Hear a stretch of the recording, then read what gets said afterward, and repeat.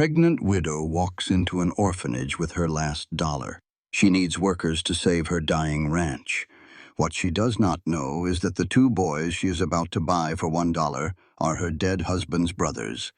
The same brothers he abandoned 6 years ago. The same brothers who watched a powerful man beat him bloody and drag him away. And here is the twist that will shake you to your core. That grave she has been mourning beside for 6 months, it is empty. Her husband is not dead. He is hiding. And the man who wants him dead is coming for her next. This story will show you one powerful truth. Family is not about blood. It is about who stays when everything falls apart. It is about who fights for you when fighting seems impossible. And sometimes, the family you never expected becomes the only family you will ever need. If you believe that love can grow from the ashes of betrayal, drop a comment and tell me where you are watching from. I want to see how far this story travels. Hit that like button if you are ready for a journey that will break your heart and put it back together stronger than before. Subscribe and turn on notifications so you never miss a story that matters. Share this with someone who needs to hear that it is never too late to find your people. Now settle in. This is a long one, and trust me, you will want to stay until the very end. The wind cut through Eleanor Finch like a rusty blade as she stood before the peeling gray doors of the Salvation Ridge Holding House for Displaced Youth.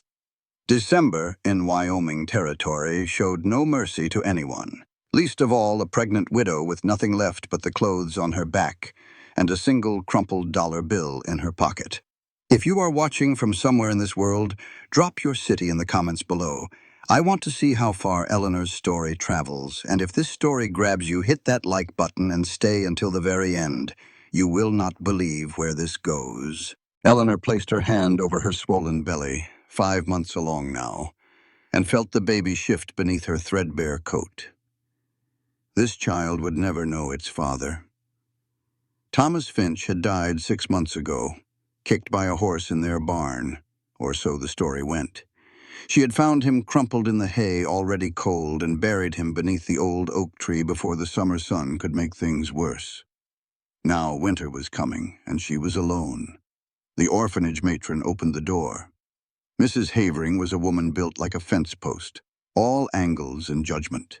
Her eyes traveled from Eleanor's worn boots to her patched dress to the obvious swell beneath her coat. "Mrs. Finch, you are late." The road from Broken Creek took longer than expected. Eleanor kept her voice steady despite the cold that had seeped into her bones. Inside. Mrs. Havering stepped back just enough to let her pass without their bodies touching, as if poverty might be contagious. The holding house smelled of lye soap, boiled cabbage, and too many unwashed bodies in too small a space. A fire burned low in the hearth, just enough to keep the pipes from freezing, not enough for actual warmth. Along the far wall, approximately 20 children sat on benches arranged by height. Their faces held that peculiar emptiness Eleanor had seen in her own mirror lately, the look of people who had stopped expecting anything good. "These are the ones available for indenture."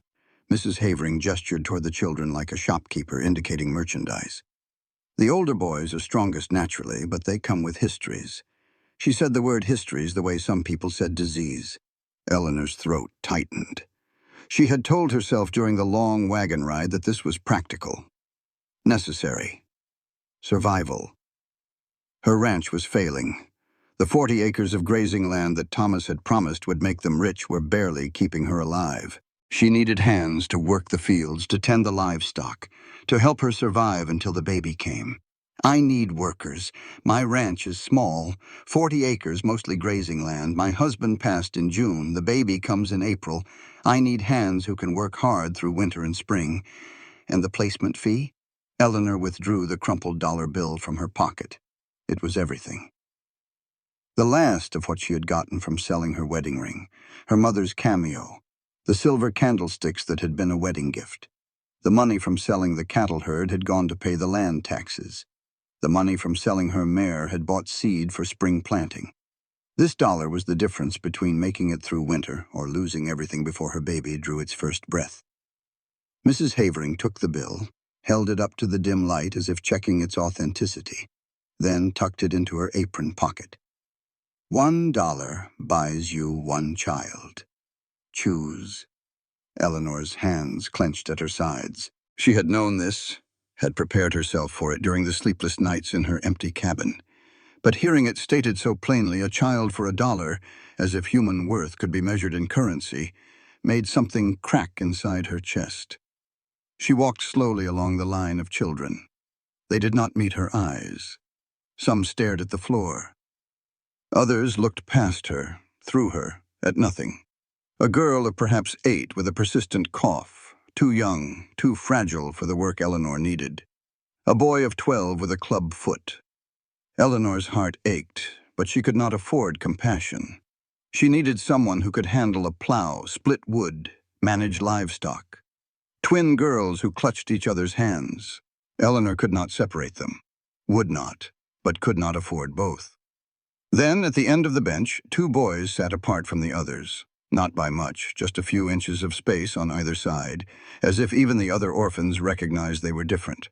The older one looked about 14, tall for his age but whipcord thin, with dark hair that fell over his eyes and a jaw set hard against the world.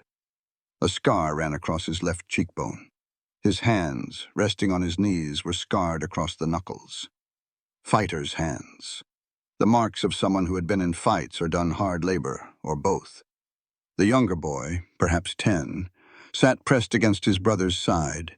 He was smaller, softer in the face, with the same dark hair, but eyes that held a flicker of something that had not been completely extinguished. One hand clutched the older boy's sleeve. He had not looked up once since Eleanor entered. Those 2, Eleanor heard herself say the words before she had fully decided. The brothers. Mrs. Havering's eyebrows rose. You said you had $1. I did. I do. Eleanor's voice hardened with the authority of someone who had spent the last 6 months learning to negotiate with feed suppliers, land agents, and bank representatives who all thought a pregnant widow was easy prey. You did not specify that the placement was singular. A long silence stretched between them. Through the window, snow had begun to fall again, fat flakes that would make the road back to Broken Creek even more treacherous. Those boys are trouble. Mrs. Havering's mouth pressed into a thin line. The older one has a temper. The younger one has not spoken a word since they arrived 3 months ago. I am doing you a kindness by warning you. I will manage. There is a reason they are still here while younger, more tractable children have been placed. I will still take them. Another pause. Then Mrs. Havering gave a sharp nod. Lucas? Noah, gather your things. The older boy, Lucas, stood slowly. He pulled his brother up with him, keeping one hand on the younger boy's shoulder. Neither one looked at Eleanor. They walked toward a corner where a few cloth sacks hung on pegs, moving with the mechanical efficiency of people who had learned not to hope for much and to be ready to leave at a moment's notice. You will need to sign the papers. Mrs. Havering produced a ledger and 2 contracts from a desk drawer.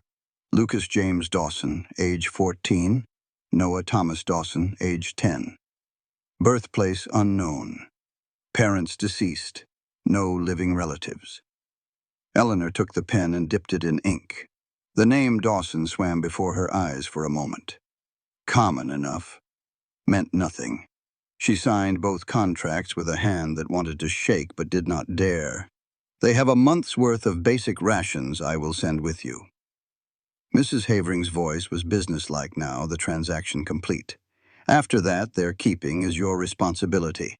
If they run, you have legal right to retrieval. If they are injured in your service, that is your burden. If they prove unmanageable, you cannot return them. The contract is binding. I understand.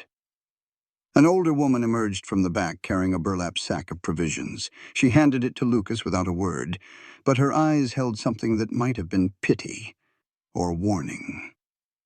Well then. Mrs. Havering folded the contracts and handed one copy to Eleanor. They are yours now, Mrs. Finch. May you have better luck with them than we did. Eleanor led the way out into the snow. Her wagon waited where she had left it, the mule stamping its feet against the cold. She had brought old blankets to sit on, another to wrap around whoever she brought home. It seemed pitifully inadequate now, looking at these two thin boys in their insufficient clothing. In the back, she gestured to the wagon bed. There is a blanket. Share it. Lucas helped Noah up first, then climbed in himself. They settled into their corner, pulling the blanket around their shoulders. Still, neither one had looked directly at her. Neither one had spoken beyond what was absolutely necessary. Eleanor climbed onto the driver's bench, took up the reins, and urged the mule forward. The snow fell heavier now, muffling the sound of the wheels, turning the world into gradations of white and gray. They were an hour down the road when Noah finally made a sound. A small gasp of cold. Eleanor glanced back to see him shivering despite the blanket, his lips taking on a bluish tinge. There is another blanket under the bench. She called back to them. The oilcloth one, it is not clean, but it is warm. Lucas reached forward, found the blanket, and wrapped it around his brother.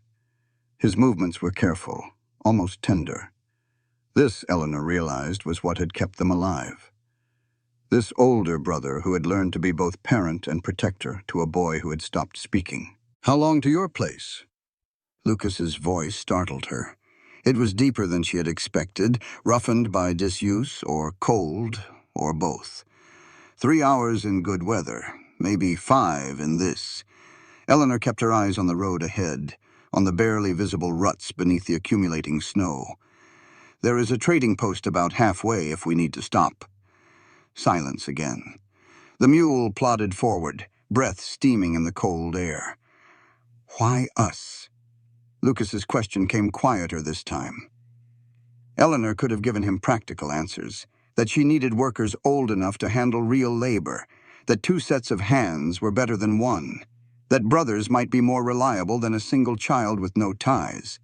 All of those things were true, but she found herself saying something else.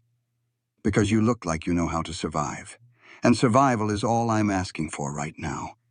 The truth of it hung in the air between them. No false promises of family or warmth or belonging. Just the hard arithmetic of making it through winter. Lucas was quiet for a long moment. Then, surprising her, something flickered in his expression. Not softening exactly, but a slight easing of that hard, set jaw. Recognition, maybe, of honesty when he heard it. They reached the ranch as darkness fell. The cabin sat at the base of a foothill, sheltered by a stand of pines, with a small barn and corral off to one side. Smoke rose from the chimney Eleanor had banked before leaving that morning. As they unloaded the wagon, Eleanor pointed to a grave beneath an old oak tree, marked with a simple wooden cross. "My husband, Thomas, died 6 months ago. Horse kicked him." Lucas froze. His eyes locked onto the grave with an intensity that seemed strange for a boy who had never known Thomas Finch. Noah tugged his brother's sleeve. Lucas bent down. Noah cupped his hands around Lucas's ear and whispered. So soft, Eleanor almost missed it. The first words Noah had spoken in 3 months. "He is not in there." Lucas's face went white. He grabbed Noah's arm, whispered back fiercely, "Do not. Not yet." Eleanor frowned. "Everything all right?" Lucas straightened, his expression carefully blank. "Fine, just tired." But his eyes kept drifting back to that grave. That night, Eleanor woke to the sound of the front door closing. Through the window, she saw Lucas standing at the grave in the moonlight, staring down at the wooden cross. His lips moved, but she was too far away to hear. He stayed there until dawn. And Eleanor lay in her bed, one hand on her belly where the baby shifted and turned, wondering what secrets these boys carried. What did they know about the man she had buried? And why did a 10-year-old boy believe that grave was empty? She would find out soon enough that the answers would shatter everything she thought she knew about the man she had loved, about the life she had built, about the very ground beneath her feet. But that night she only knew that she was no longer alone, and that somehow, impossibly, that single crumpled dollar might have bought her something far more valuable than workers for her failing ranch. It might have bought her the truth. The next 3 days passed in an uneasy rhythm. Eleanor learned quickly that Lucas spoke only when necessary, and Noah did not speak at all. The older boy worked hard, harder than she had any right to expect from someone his age. He mucked stalls without complaint, hauled water from the creek, split firewood with the efficiency that spoke of experience. But he watched her constantly, and he watched the grave even more. Eleanor woke on the second night to sounds overhead. The boys moving, whispering. She lay still in her bed, straining to hear. Lucas's voice urgent. "We cannot tell her. Not yet. We do not know if—" Noah's response was too soft to catch. "I know what he said, but things are different now." Silence. Eleanor held her breath. "Just keep watching. If he is really gone, we are safe. If not—" Lucas did not finish the sentence. The next morning, before the boys came down from the loft, Eleanor checked Thomas's old trunk. It sat in the corner of the cabin, a heavy wooden chest she had avoided opening since his death. Too many memories. Too much pain. The lock had been forced open. Recently. Items inside were disturbed, shifted, searched through. Someone had been looking for something specific. She said nothing to the boys at breakfast. But she started paying closer attention. Mid-morning, a rider approached.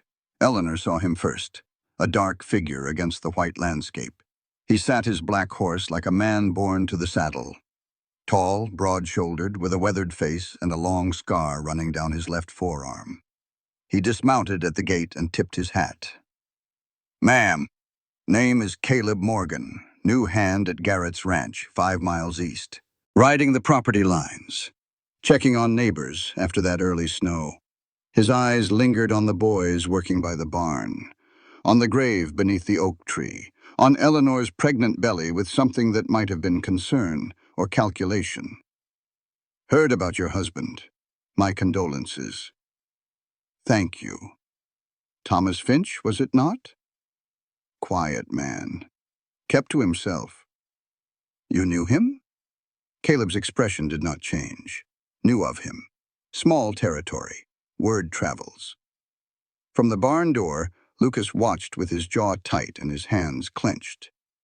When Caleb offered to help repair a broken fence post, Lucas stepped forward. "We do not need help. Lucas." Eleanor's voice carried warning. "Mr. Morgan is being neighborly. We do not need his kind of neighborly." Caleb studied the boy with unsettling calm. "You got something against neighbors, son?" "I am not your son." The air crackled with tension. Finally, Caleb tipped his hat again. "I will be on my way then." "But Mrs. Finch—" He met Eleanor's eyes. "If you need anything, Garrett's place is 5 miles east. I am there most days." He mounted his horse and rode off. Lucas watched until he was a speck on the horizon. That evening, Eleanor cornered Lucas in the barn. "What was that about?" "I do not trust him. You do not know him." Lucas's jaw worked, emotions flashing across his face. "I know his type. And what type is that?" For a moment, Lucas looked like he might say something important. Then the walls came back up. The kind that asks too many questions about dead men. That night, Eleanor searched Thomas's trunk more thoroughly. Hidden beneath a false bottom, she found a bundle of letters tied with twine. All addressed to Thomas. All from someone who signed only with initials. LD. She opened the most recent one, dated 2 years ago.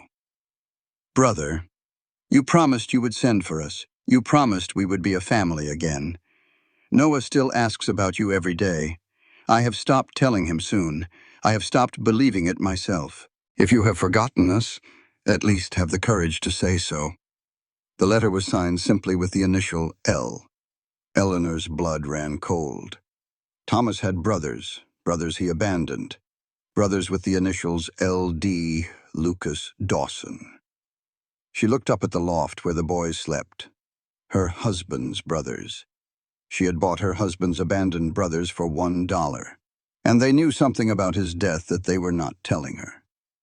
The next morning, Eleanor did not wait for the boys to wake. She spent the early hours going through every document Thomas had left behind. Deeds, receipts, letters, building a timeline, looking for lies. She found plenty. Thomas had claimed to be an only child. Lie. Thomas had claimed his parents died when he was 18. The letter suggested they died when he was 20 and left him with two young brothers to raise. Thomas had claimed to have no debts. She had already discovered that lie. $800 he owed. But to whom? The bank? Or someone else? When the boys came down for breakfast, Eleanor was waiting at the table. The letters were spread before her. "Sit down." Lucas saw the letters. His face went pale, then hard. "Where did you get those?" "From my husband's trunk. The trunk someone broke into 2 nights ago."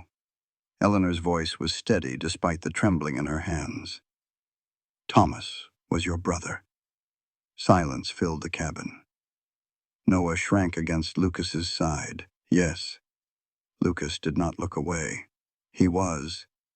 He abandoned you 6 years ago, left you with an aunt who did not want you, and you ended up in that orphanage. You have been doing your research. I have been lied to enough by Thomas. I will not be lied to by you." Lucas was quiet for a long moment. Then he told her. "Not everything, but enough. Their parents died in a fire in St. Louis when Lucas was 8 and Noah was 4. Thomas, 20 years old, took care of them for 2 years. Then he met a woman, a rich woman, and decided his brothers were inconvenient. He said he would send for us." Lucas's voice was bitter. "Said he needed to get established first, make enough money to support all of us. We believed him. What choice did we have? We were kids. What happened to the aunt? Died 2 years ago. Cholera. We ended up on the streets in Denver for a while. Then the holding house." Eleanor absorbed this. Her husband, the man who had held her, who had told her she was his whole world, had left 2 children to starve. "Why did you not tell me who you were? When you saw the name on the grave?" Lucas's jaw tightened. "Because we needed to know if he was really dead first." Eleanor could have thrown them out, could have felt betrayed, used, manipulated. Instead, she looked at these boys, her husband's brothers, her unborn child's uncles, and she saw something she recognized. Survivors, like her. "You are his brothers, which means you are family to this baby." She placed her hand on her belly. "I do not care what Thomas did. I care what happens now." Lucas blinked, genuine surprise breaking through his defenses. "You are not angry?" "I am furious. At Thomas, at the lies, at all of it." Eleanor met his eyes. "But not at you. You were children. He was the adult. He made his choices." But Eleanor noticed what Lucas did not say. He did not explain why he was so certain Thomas might not be dead. He did not explain what Noah had whispered at the grave. He did not explain his hostility toward Caleb. "There is more, is there not? Something you are not telling me." Lucas's face closed down. "I have told you what I can. Lucas, please." His voice cracked, the first vulnerability she had heard.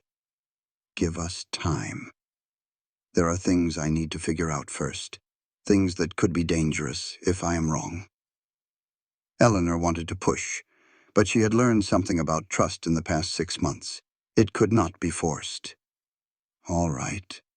But Lucas, I am not Thomas. I do not abandon people. Whatever you are afraid of, we face it together." That evening, Noah approached Eleanor while Lucas was in the barn. He did not speak. Instead, he held out a piece of paper, a drawing he had made with charcoal. The image showed 2 figures, one lying on the ground, one standing over him with a raised arm. The standing figure was large, heavy-set, wearing a distinctive hat. Eleanor's blood ran cold. "Noah, who is this?" Noah pointed to the figure on the ground, then to his own chest, then made a motion like an older brother. "Thomas? This is Thomas?" Noah nodded. "Who is the other man? The one standing over him?" Noah's eyes filled with terror. He shook his head violently, grabbed the drawing back, and ran up to the loft. Eleanor stared after him, heart pounding. Noah had seen something terrible, something that had happened to Thomas, and whoever did it might still be out there. She looked at the grave through the window, the wooden cross, the packed earth, the lie she might have been living beside for 6 months. What really happened to you, Thomas? The wind howled outside, and somewhere in the darkness, she could have sworn she heard hoofbeats. Watching, waiting. The truth was coming. And it would change everything. 3 days later, the worst blizzard in a decade hit Wyoming territory. Eleanor woke to a world gone white, wind shrieking like something alive and furious. The temperature dropped so fast that ice formed on the inside of the windows. She calculated quickly. 3 days of food, maybe 4 if they were careful. Enough firewood if they rationed. The animals in the barn needed feeding, but stepping outside could mean death. "We have to check the livestock." Lucas was already pulling on his coat. "If they freeze, we lose everything. Then we go together, fast." Eleanor grabbed the rope they kept by the door. "Tie this around your waist. If you get lost, I pull you back." They made it to the barn and back 3 times over the next 2 days, feeding the animals, breaking ice in the water trough, losing feeling in their fingers and toes despite every precaution. On the second night of the storm, a pounding at the door. Lucas grabbed the rifle. Eleanor motioned for Noah to hide behind the woodpile.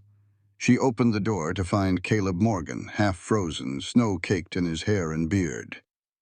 "My horse went down a mile out. Could not find my way to Garrett's place." Lucas stepped forward, rifle raised. "Keep riding." "Lucas." Eleanor pulled him back. "He will die out there." "Maybe he should. Nobody dies on my porch. Not while I can help it." She pulled Caleb inside. He collapsed by the fire, shaking so hard his teeth chattered.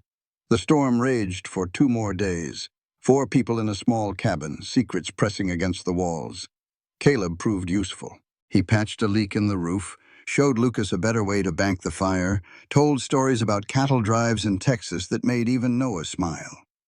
But Lucas watched him constantly, and Caleb watched right back. On the 3rd night, a section of the roof gave way under the weight of snow. Chaos. Freezing air rushing in, snow pouring through the gap. Eleanor crying out, "We have to get up there." Caleb was already grabbing rope and canvas. "If we do not patch it, the whole thing comes down. In this wind, you will be killed. We will all be killed if we do not try." Lucas stepped forward. "I will go. I am lighter, less wind resistance." Eleanor grabbed his arm. "You are 14 years old, and I have done this before, in Denver. Tenements that were falling apart worse than this." Lucas met Caleb's eyes. "I will go. You hold the rope." Lucas climbed into the howling darkness. Caleb braced the rope, fed it out inch by inch. Eleanor watched from below, praying to forces she was not sure she believed in anymore. Minutes passed. An hour. The rope jerked, Lucas slipping. Eleanor screamed. Caleb hauled back, muscles straining, pulling Lucas to safety as the wind tried to tear him away. They tumbled through the gap together, Lucas gasping, Caleb's arms wrapped around him. For a moment, they just breathed. Then Lucas pulled away and the walls went back up. Later, while the boys slept and Eleanor tended to Caleb's frostbitten fingers, he spoke quietly. "You should know something about me, that you are not just a ranch hand." He went still. "What makes you say that? The way you carry yourself, the way you watch everything, the questions you asked about Thomas." Silence. Then Caleb reached into his coat and pulled out a tarnished star. "A badge. I was a Texas Ranger. For 8 years. Was. I made a mistake. 3 years ago. A man died who should not have." His voice went rough. "I have been trying to find my way back ever since. And Thomas? What does he have to do with this?" Caleb's eyes met hers. "That is what I am trying to figure out." After Caleb fell asleep, Eleanor searched his coat. She found the badge, and beneath it, a folded wanted poster, worn soft with handling. The face on the poster was her husband. The charges read robbery and murder. The words at the bottom made her blood freeze. Wanted dead or alive. Believed to have faked death. Maybe hiding in Wyoming territory. And the reward. $2,000. Eleanor read it 3 times. 4 times. The words did not change.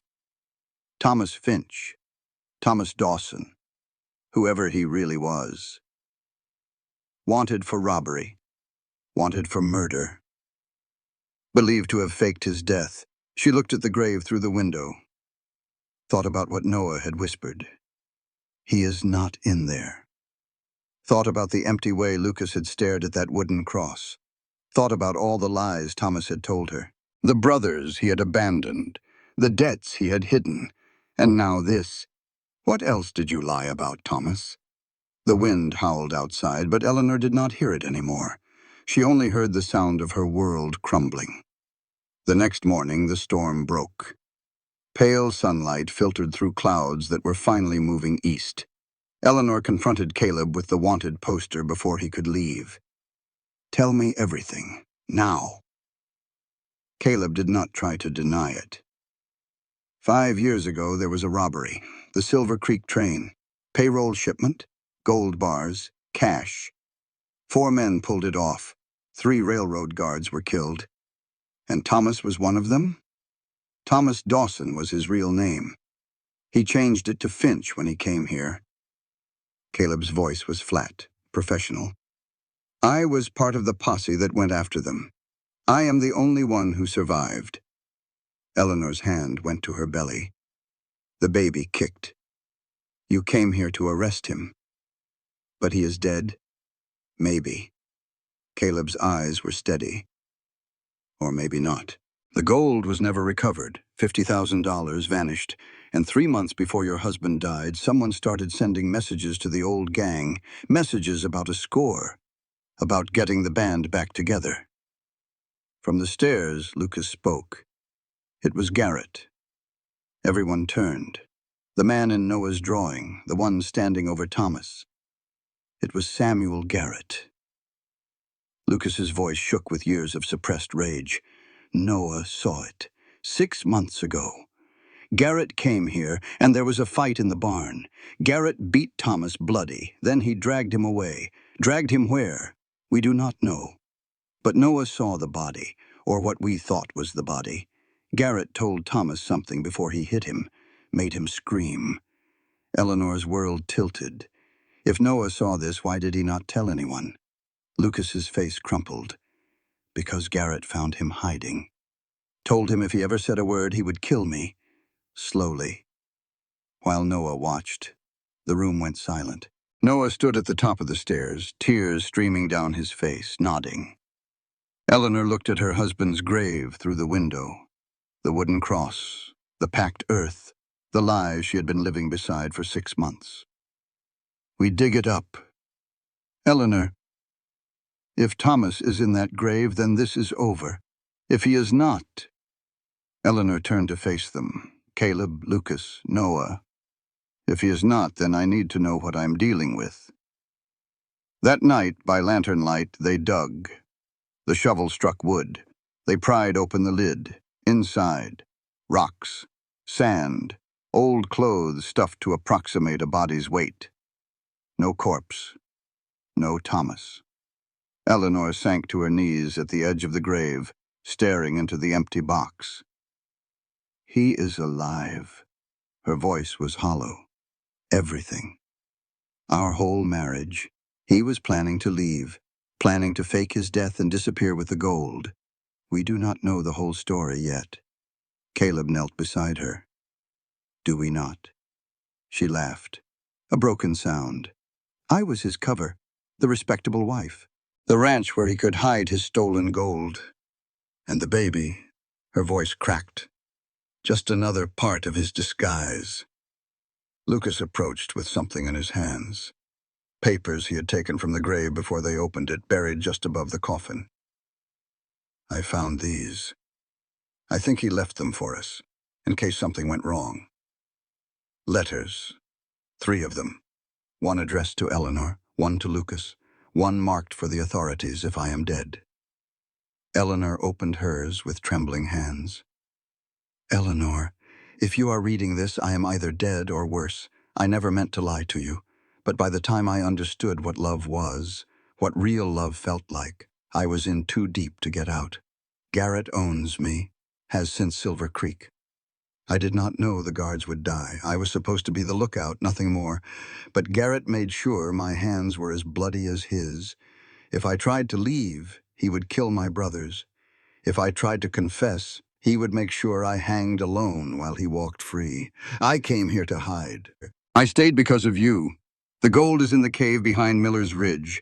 If I am gone and you need to survive, take enough to pay the debts and burn the rest. It is cursed money. It has taken everything from me. Tell my brothers I am sorry. I wanted to bring them here. I wanted us to be a family.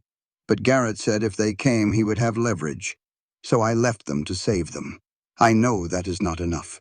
I know nothing is enough. I love you. That part was never a lie. Thomas. Eleanor read the letter twice, 3 times. He was trapped. Her voice was numb. Garrett was controlling him. That does not excuse. Lucas started. No, it does not. Eleanor folded the letter carefully. But it explains. And right now I need to understand more than I need to judge. She stood, wiping grave dirt from her dress. If Thomas is alive, Garrett has him. Or killed him for real this time. Either way, Garrett thinks we do not know anything. That gives us an advantage. Caleb stared at her. You want to go after Garrett? I want to survive. I want my baby to survive, and I want to know the truth about the man I married. Even if it destroys me. A sound.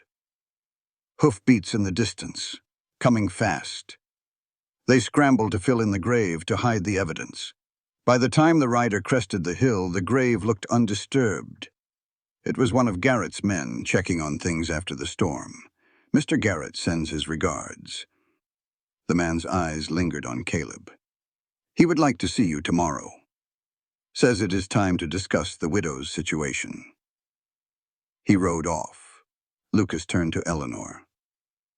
He knows. Somehow he knows we are getting close. Then we move faster than he expects. Eleanor looked at the grave one last time. At the lies she had been living beside. At the truth she was only beginning to understand. Thomas had been a coward, a thief, a liar. But he had also been trapped, controlled, threatened. And somewhere out there, he might still be alive. She did not know if she wanted to find him to save him or to kill him herself. But she was going to find out the truth, no matter what it cost her. That night, Eleanor sat alone by the fire, staring at her wedding portrait. A small daguerreotype Thomas had insisted on having made. She remembered the day, his nervous smile, his hand trembling as he held hers. She had thought it was love. Now she wondered if it was guilt. Slowly, deliberately, she held the portrait over the flame, watched it curl, blacken, turn to ash. She did not cry. She was past crying. In the barn, Lucas was slamming his fists into a wooden post, over and over, knuckles splitting, blood spattering the hay. Caleb found him. You're going to break your hands. Good. Lucas did not stop. Then I will have something to match how I feel. Beating yourself bloody will not hurt Garrett. Lucas whirled, his eyes blazing with 6 years of suppressed rage. You do not get to tell me what to do. You are just like him, showing up, pretending to help, waiting to take what you can and leave. I am not like Thomas. You are exactly like him. Lucas shoved Caleb hard. You are lying to her. You came here for the gold, for the bounty. You do not care about her or us, or any of this. Caleb did not fight back, just absorbed the blow. The words, the years of rage pouring out of a 14-year-old boy who had been let down by everyone he had ever trusted. You are right. Caleb's voice was quiet. I came here for the bounty, for redemption, to prove I could still be the man I used to be. And now I do not know what I am, but I know I am not leaving. Later, Caleb found Eleanor on the porch, wrapped in a blanket, watching the stars. You should be inside. It is freezing. I needed to breathe. He sat beside her, close but not touching. I am sorry. For the deception. For all of it. Everyone is sorry. Her voice was tired. Thomas was sorry. Lucas is sorry. You are sorry. Sorry does not change anything. What would? She turned to look at him, really look at him. For the first time since she had found the wanted poster. Stay. Not because of the gold or the badge or whatever you came here for. Just stay. Because you choose to. Caleb's hand rose toward her face. Hesitant, gentle. She did not pull away. For a moment they were close enough to kiss.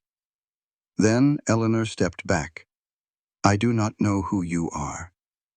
And I just learned I never knew my husband. I cannot. I understand. No promises, no words, just actions. Show me who you are. Then we will see. The next morning, Eleanor made a decision. I am going to the cave. I need to see the gold. Need to understand what all this death and lies have been for. Lucas insisted on coming. Caleb refused to stay behind. Noah, despite Eleanor's protests, would not let his brother out of his sight. They rode to Miller's Ridge as a group, fractured, suspicious, bound together by necessity. The cave was hidden behind a waterfall, now frozen solid. They broke through the ice and found an iron chest. Inside, gold bars, coins, cash. More money than any of them had ever seen. $50,000. Caleb breathed. It is all here. Lucas stared at the gold like it was poison. This is what he left us for. This is what was worth more than his brothers. Eleanor picked up a single gold bar, heavy in her hands. We could take it, pay off the debts, start over somewhere else. And become what he was? Lucas's voice was sharp. Thieves? Murderers? Survivors? The word hung in the air. Then Noah tugged Lucas's sleeve, pointed toward the cave entrance. A shadow moved across the frozen waterfall. They were not alone. A voice echoed from the cave mouth, deep, familiar, terrifying. Hello, wife. Thomas Dawson stepped into the torchlight. He looked like death warmed over, gaunt, bearded, one arm hanging at a wrong angle, but his eyes were sharp. And there was a gun in his good hand. I was wondering when you would find this place. Eleanor could not move, could not breathe. The man she had buried, the man she had mourned, the man whose child grew inside her, standing before her, alive. Thomas. Eleanor.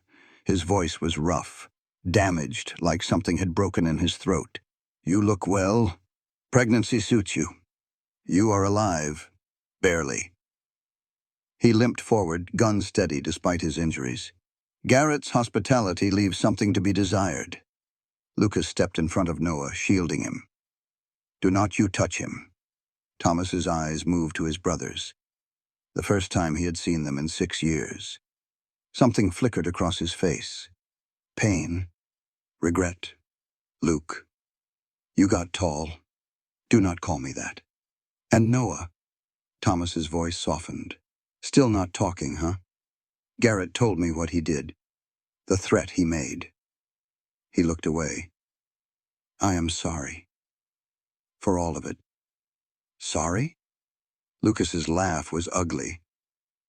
You are sorry? You left us to rot.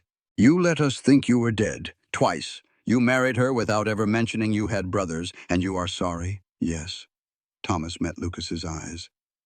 I know it is not enough. I know nothing is enough. Eleanor found her voice. Why are you here, Thomas? What do you want? To warn you. He lowered the gun slightly. Garrett knows you found the grave. Knows you are getting close to the truth. He is coming.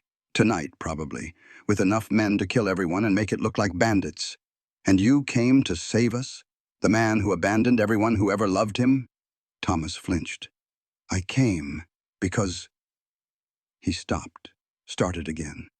I came because I wanted, just once, to do the right thing. Even if it kills me. It probably will, Caleb said quietly. Garrett does not leave witnesses. I know.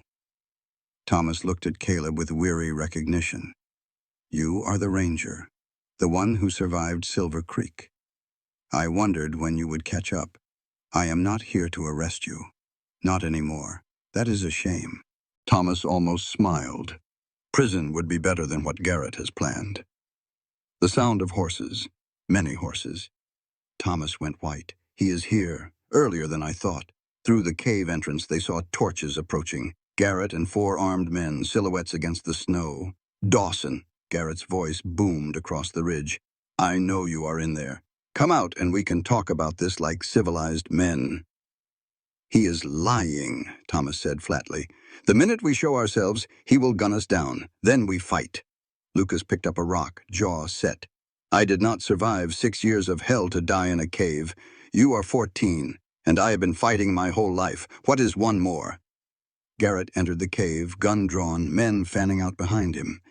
He was older than Eleanor had imagined, heavy-set, silver-haired, with cold eyes and a pleasant smile. Well, well, the whole family together. How touching. Let them go, Garrett. Thomas stepped forward. This is between you and me. Is it? Garrett laughed. You involved them the moment you married that woman, the moment your brothers tracked you here. Everyone in this cave is a liability, Thomas. You know how I handle liabilities. Eleanor spoke, surprised by the steadiness of her own voice. I did not know anything. About the robbery, the gold, any of it. Until 3 days ago, I thought my husband was dead. How tragic. Garrett's smile did not waver. But ignorance is not immunity, Mrs. Finch. You have seen the gold. You have seen my face. That makes you a witness. I am pregnant. Yes. That is unfortunate. I am not a monster, you understand. But business is business. Thomas made one last attempt. I will tell you where the rest is. There is more. Money I hid separately. Insurance against you. Let them go, and it is yours. Garrett paused. Interesting. And why should I believe you? Because you know me. You know I always have a backup plan. For a moment, Eleanor thought it might work. Then Garrett laughed. A genuine sound, almost warm. Oh, Thomas, you still think you have cards to play? He turned to Eleanor. Did he tell you how we met? How I found him, a scared 22-year-old trying to fence stolen goods in Denver? I took him in, trained him, made him part of my organization, and this is how he repays me. By running off, playing house, trying to pretend he is something other than what I made him. I never wanted to hurt anyone. You wanted money. You wanted comfort. You wanted to escape the responsibility of those 2 brats you were supposed to raise. Garrett's voice turned harsh. I gave you a way out, and now you are going to pay what you owe. He raised his gun. What happened next took only seconds. Garrett fired. At Lucas, the boy standing between him and easy victory. Thomas moved. The bullet meant for Lucas tore through Thomas instead, chest just left of center. Thomas fell. Blood bloomed across his shirt. In the chaos, Caleb drew and fired. Dropped one of Garrett's men. Lucas grabbed Noah, dragged him behind a boulder. Eleanor scrambled for cover, hands protecting her belly. Gunfire echoed through the cave. Men screamed. The torches flickered and fell. When the smoke cleared, 2 of Garrett's men were dead. 2 had fled. Garrett himself was wounded, clutching his shoulder, retreating toward the cave entrance. And Thomas lay in Eleanor's arms, blood bubbling at his lips. Eleanor, do not talk. Save your strength. No strength left. He coughed, smiled. Guess I finally did something right. Lucas knelt beside them, face streaked with tears he would never admit to. Thomas reached for his brother's hand. "Luke, take care of him. Take care of both of them. You should have taken care of us." "I know." Thomas's eyes were fading. "I was afraid. All those years, just afraid. Of responsibility, of failure, of being like Pa." He turned to Eleanor. "The baby. Tell them their father loved them, even if he was too broken to show it. Thomas. And you." His hand touched her face, leaving a bloody smear. "You were the only real thing. The only good thing. I do not deserve forgiveness, but I need you to know. It was not all lies. The love, that was real." He died looking at her. In the distance, hoofbeats. Garrett, escaping. Caleb rose, checked his gun. "He will bring more men. We need to move." But Lucas did not move, just stared at his brother's body. The brother he had hated. The brother he had loved. The brother who finally, in the last moment, had chosen him. They could not stay in the cave, could not go back to the ranch. Garrett knew where it was. Eleanor made a decision. The old Miller cabin. It is abandoned, but it has walls and a door. 2 miles north. They rode hard. Eleanor clung to the saddle despite the pain radiating through her back, her belly, everywhere. The baby was angry. The baby wanted out. Not yet, she thought. Please, not yet. The Miller cabin was barely standing. Roof half collapsed. Windows boarded. But it was defensible. Caleb took position by the door, rifle ready. Lucas checked the back. "Noah?" Noah spoke, full sentences, clear voice, as if the dam had finally broken. "Mrs. Eleanor, your water broke. The baby is coming." Eleanor looked down. He was right. Her skirt was soaked, and the pain was getting worse. "Of course it is," she gasped. "Of course it is coming now. Torches on the horizon." Garrett had regrouped. More men, more guns. "Caleb." Eleanor gripped his arm. "I cannot run anymore. I cannot." "Then we do not run." His jaw set. "Lucas, can you shoot?" "Well enough. Then get to that window. Noah, I will help with the baby." Noah's voice was steady. "I know what to do. I watched my aunt deliver 3 babies before she died." Caleb stared at the 10-year-old boy who had been silent for months and was now calmly preparing for a battlefield delivery. "Okay, then." Garrett's men surrounded the cabin. Shots punched through the walls, glass shattered. Lucas fired back, hands shaking but aimed true. He dropped one man, winged another. Caleb held the door, every shot deliberate, every reload practiced and smooth. And in the back room, Eleanor screamed. "I can see the head," Noah called out. "Push, Mrs. Eleanor, push. I am trying. Push like you want to live. Push like you want her to live." "Her? I can tell. It is a girl. Now push." The front door crashed open. Garrett himself, bloody but standing, gun in hand.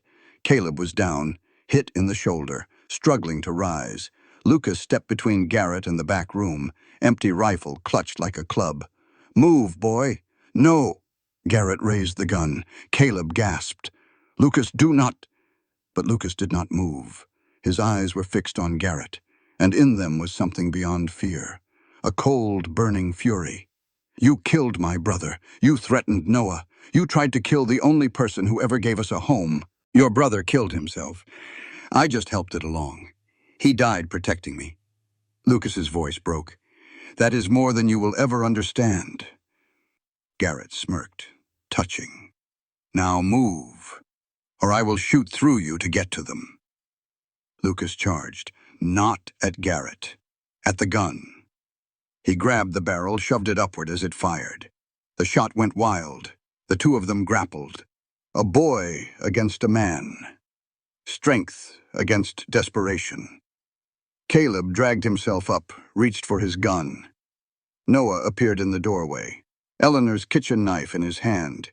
He threw it. Not expertly, not cleanly. But it caught Garrett in the thigh, and he screamed, staggered, lost his grip. Lucas wrenched the gun away, and Caleb's shot took Garrett in the chest. The gunfire stopped. In the sudden silence, a new sound. A baby's cry. Lucas stood over Garrett's body, breathing hard. Noah stared at his trembling hands. Hands that had thrown a knife at a man. Hands that had helped bring life into the world. And in the back room, Eleanor held her daughter for the first time. She was tiny, perfect, screaming her rage at the world that dared bring her into such chaos. "Grace," Eleanor whispered. "Her name is Grace." Caleb appeared in the doorway, bleeding, exhausted, but alive. "It is over. Garrett is dead." His men ran. Eleanor looked up at him, at Lucas hovering behind him, at Noah still holding the bloody knife. "Come meet her," she said. "Come meet your family." And for the first time, all of them together, bloodied but alive, in a broken-down cabin in the middle of winter. It felt true. Family. Not the family they were born into, the family they fought for. 3 days later, a federal marshal arrived from Cheyenne. He took statements, examined evidence, surveyed the carnage. Garrett's surviving men were arrested and sent to the territorial prison in Laramie to await trial. The gold was confiscated, but the marshal agreed to speak with the territorial governor about a reward for those who helped recover it. Thomas's body was exhumed from the cave where they had left it and buried properly. This time in truth, under the oak tree beside the empty grave that had once held his lie. Lucas spoke at the burial. Just a few words. He was not a good brother. He was not a good man. But in the end, he tried. That is more than I thought I would ever get to say. Eleanor stood beside the grave, Grace in her arms, and felt something she had not expected. Not grief, not anger, not even relief. Peace. Thomas had been a coward, a thief, a liar. But he had also been a man who, in the end, had chosen love over fear, family over survival, his brothers over himself. It was not enough to erase what he had done. Nothing would ever be enough for that. But it was something. The reward came through 2 weeks later. $2,000 for information leading to the recovery of the Silver Creek gold and the death of Samuel Garrett. Enough to pay Thomas's debts. Enough to repair the cabin. Enough to start over. Eleanor stood in the bank watching the debt papers marked paid in full and felt lighter than she had in months. "What now?" the banker asked. "Now," Eleanor said, "we build something worth keeping." That evening, Caleb found her on the porch watching the sun set. "I got a letter from the ranger captain in Austin." Eleanor's heart sank. "They are calling you back. There is a situation on the border. They need experienced men. And you are going. I have to." He took her hand. "But I am coming back. That is not a promise. It is a fact. I have finally found something worth coming back to." Eleanor wanted to believe him. After Thomas, after everything, she wanted to believe. "Do not make promises." "I will not." He touched her face, gently, the way he had not that night in the cabin. "I will just show up 6 months from now, and I will keep showing up until you believe I am staying." He rode out at dawn. Eleanor did not watch him go, but she kept his badge. The one he left on her pillow with a note that said only, "Hold this for me." Spring came slowly to Wyoming territory that year. The snow melted in fits and starts. Flowers bloomed despite the cold. Eleanor learned to run the ranch with Lucas's help. He had a gift for animals, an instinct for the land. At 16, he was already becoming the kind of man Thomas should have been. Noah studied every book he could find, teaching himself to read better, to write, to understand the world beyond Wyoming. He talked now, constantly, as if making up for all those months of silence. Grace grew, fat and happy and adored by her uncles, who competed to make her laugh. And slowly, day by day, the wounds began to heal. Not completely. Some wounds never do, but enough to keep living, enough to find moments of joy. Caleb wrote, not often. He was not a man of words, but enough. Short letters, practical, with hints of feeling underneath. Caught 3 rustlers yesterday. Made me think of Lucas. He would have done better. Saw a sunset that reminded me of your porch. Wish I'd been there to see it with you. 6 months is a long time. But I'm counting the days. Eleanor did not write back. Not yet. She was not ready. But she kept every letter. 6 months to the day after he left, a rider appeared on the horizon. Eleanor was in the garden. Lucas spotted him first and shouted. She stood slowly, wiping dirt from her hands, shielding her eyes against the sun. Caleb dismounted at the gate. He looked older, tired, scarred anew, but his eyes were the same. He did not speak, did not make promises. He just walked to her, took her hand, and placed his badge in her palm. I told you I would come back. I know. Eleanor looked at the badge, then at him. What now? Now I stay, if you will have me. She did not answer, not with words. She kissed him instead. From the porch, Lucas watched with a complicated expression. Not quite approval, not quite acceptance, but something close. Noah tugged his sleeve. Is he going to be our father now? Lucas thought about it. I do not know, but he is here. That is more than the last one gave us. The months that followed were not easy. Nothing worth having ever is. Caleb worked alongside Lucas from dawn to dusk, mending fences, breaking horses, building onto the cabin, room by room, board by board. He never asked for anything, never demanded a place in their family, just kept showing up, kept working, kept proving through actions what he had promised with words. Lucas tested him constantly, questioned his decisions, challenged his authority, pushed back against every attempt to establish order. Caleb never lost his temper, never raised his hand, just met each challenge with patient consistency. You are not my father, I know. You do not get to tell me what to do, I know that too. But someone needs to help you run this place. Might as well be someone who knows cattle. And gradually, so gradually that no one could point to a single moment when it changed, the tension eased. They were not father and son, they never would be. But they became something else. Partners, allies. 2 men working toward the same goal. Noah flourished. His silence had broken, and in its place was a curiosity that seemed boundless. He read everything he could find, asked questions constantly, dreamed of things beyond the ranch. One evening, Eleanor found him on the porch with a letter in his hands. His face was pale. What is it? I wrote to a school in Denver. Noah's voice was barely above a whisper. They have a program for students who show promise. I sent them some of my writing. I did not think they would answer. And they want me to come. There is a scholarship for students who cannot pay.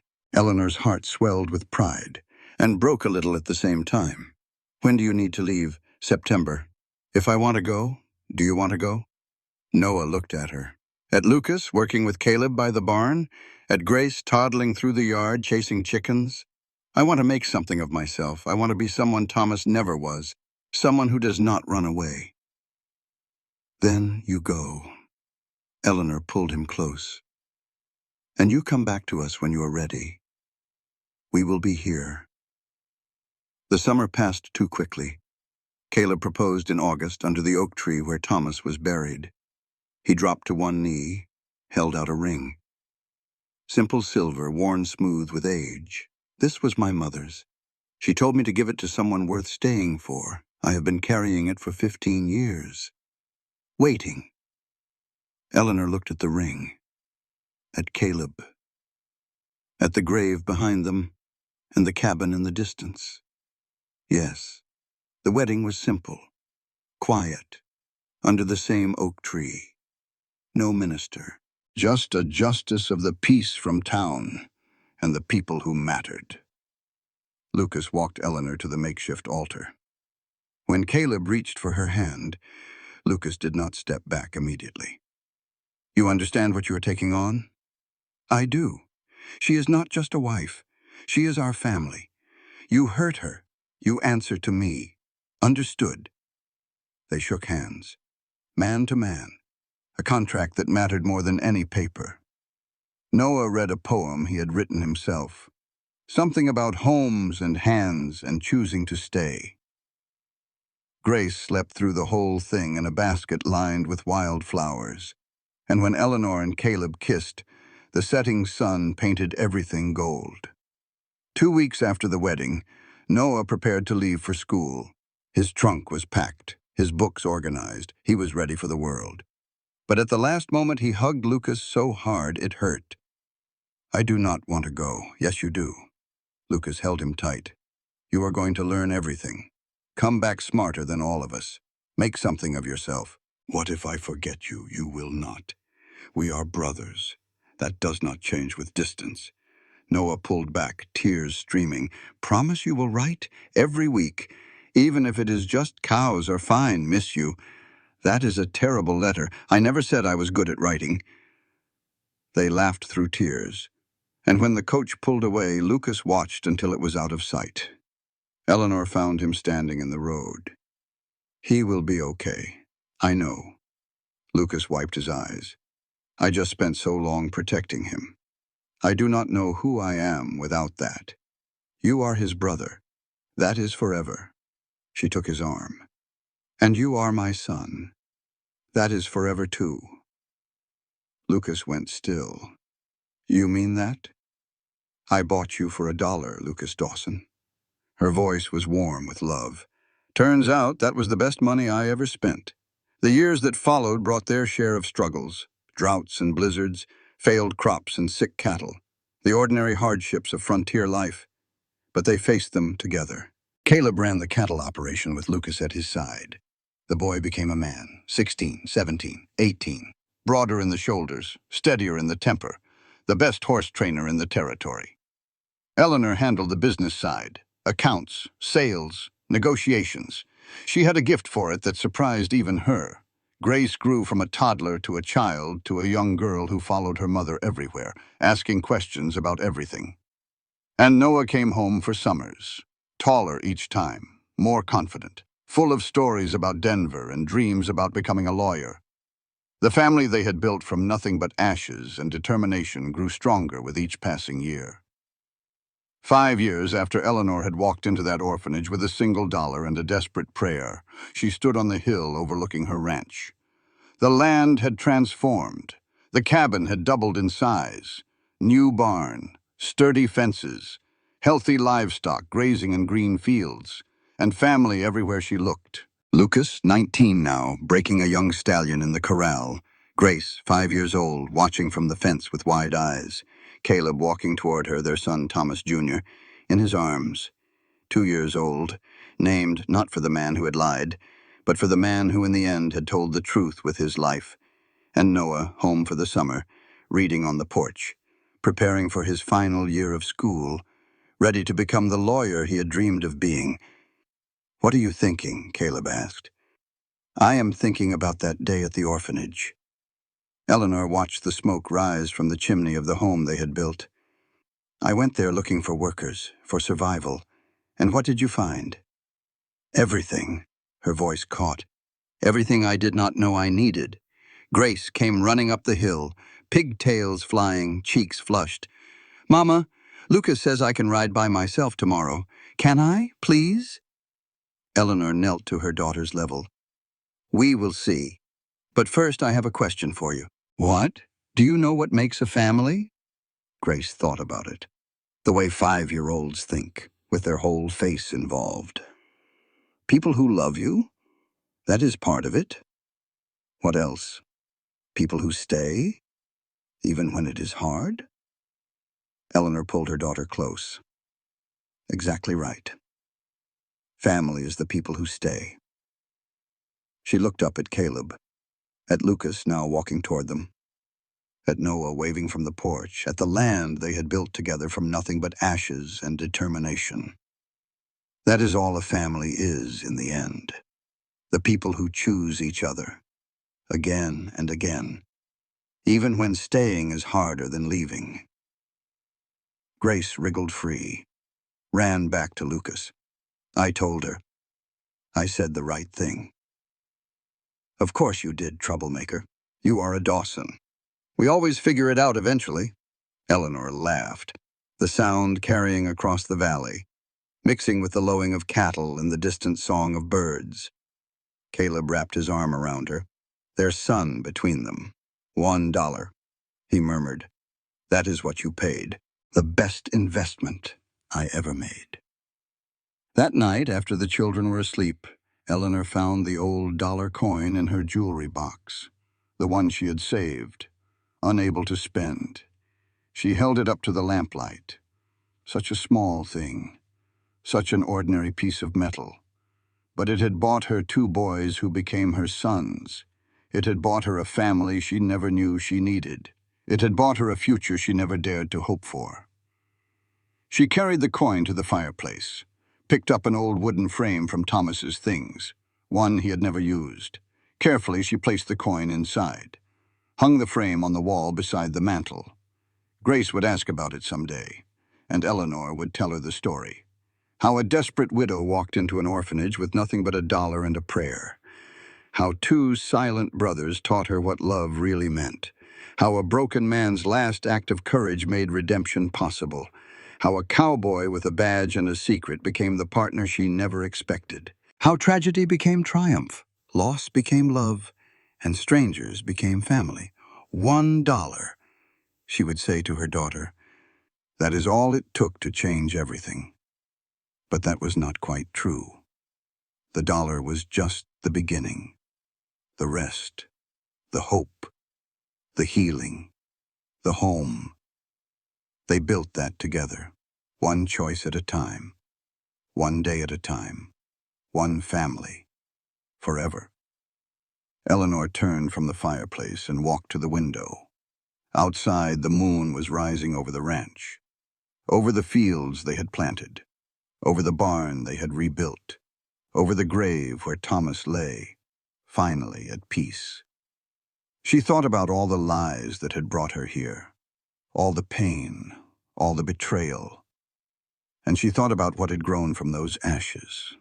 Lucas, who had learned that love was not weakness, that protecting someone did not mean controlling them, that a real man stayed even when staying was hard. Noah, who had found his voice and used it to pursue dreams bigger than any of them could have imagined, who would return to Wyoming as a lawyer, ready to defend others the way he had once needed defending. Grace, who would grow up knowing exactly what family meant, not blood, not obligation, but choice, every single day. And Caleb, who had come looking for redemption and found something better, a home, a purpose, a family to love and protect.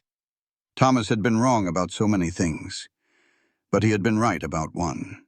The love was real, not his love. He had never really known how to love, not properly, not selflessly. But the love that had grown in his absence, the love that had been forged in fire and tested by betrayal and proven stronger than all the lies, that love was real. Eleanor placed her hand on the window glass, cold against her palm. Thank you, she whispered, not to Thomas, not to God, not to anyone in particular. Just thank you. For the dollar that had brought her sons, for the truth that had set them all free, for the family she had never expected to find, and for the chance to build something that would last long after she was gone. The wind picked up outside, the same wind that had cut through her that December day at the orphanage, when she had been alone and desperate and holding nothing but a crumpled dollar bill. Now that wind carried the sounds of home, cattle settling for the night, horses shifting in the barn, her children breathing softly in their beds. Eleanor smiled. Then she turned off the lamp and climbed the stairs to where her husband waited. Tomorrow would bring more work, more challenges, more choices to make and sacrifices to face. But tonight, she was exactly where she was meant to be. Home, with her family. The family she had chosen. The family that had chosen her back. And that, in the end, was worth more than all the gold in the world. Worth more than $50,000 buried in a cave. Worth more than all the lies Thomas had ever told. Worth everything. $1. That was all it had cost to begin. The rest they had built themselves. And it was perfect. This content was carefully researched, developed, and manually edited by our team to deliver meaningful stories with valuable life lessons. Every narrative is crafted to entertain, inspire, and empower our audience. We believe that great stories can change lives, and we are committed to bringing you content that matters. Thank you for being part of our community.